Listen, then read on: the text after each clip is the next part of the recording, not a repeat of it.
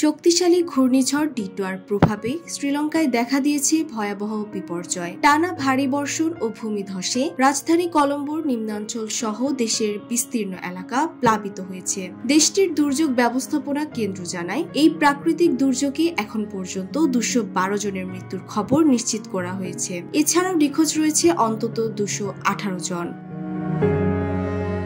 ঘূর্ণিঝড়ের প্রভাবে শ্রীলঙ্কার মধ্যাঞ্চল সবচেয়ে বেশি ক্ষতিগ্রস্ত হয়েছে।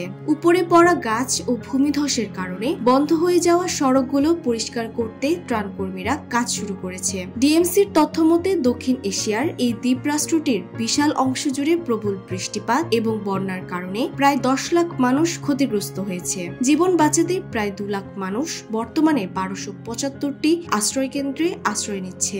দৃঢ় বন্ধনের আস্থায় শক্তিশালী স্টিলের আরেকটি নাম জেডএসআরএম। শনিবার থেকে কলম্বোর পার্শ্ববর্তী ক্যালানি নদীর পানি অস্বাভাবিকভাবে বেড়ে যাওয়ায় উত্তরাঞ্চল তলিয়ে যায়। কর্তৃপক্ষ বাসিন্দাদের বাধ্যতামূলকভাবে সরিয়ে নেয়ার নির্দেশ দেয়। ডিএমসি জানায়, ঘূর্ণিঝড় মূল এলাকা থেকে সরে গেলেও উজানের ভারী বৃষ্টির কারণে নদীর তীরবর্তী নিম্নাঞ্চলগুলোতে নতুন করে বন্যা দেখা দিচ্ছে।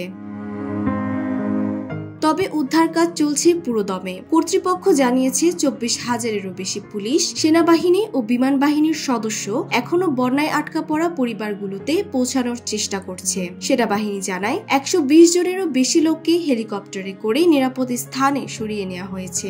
আরও প্রায় 2000 মানুষকে নিরাপত্তার জন্য উঁচু স্থানে সরিয়ে নেওয়া হবে। রাজধানীর কলম্বোতে পানি নামতে কমপক্ষে আরও একদিন সময় লাগবে। ঘূর্ণিঝড় ডিটোয়ার ইতোমধ্যে ভারতের অভিমুখে সরে গেছে। ডেস্ক রিপোর্ট, জয় জয় দিন।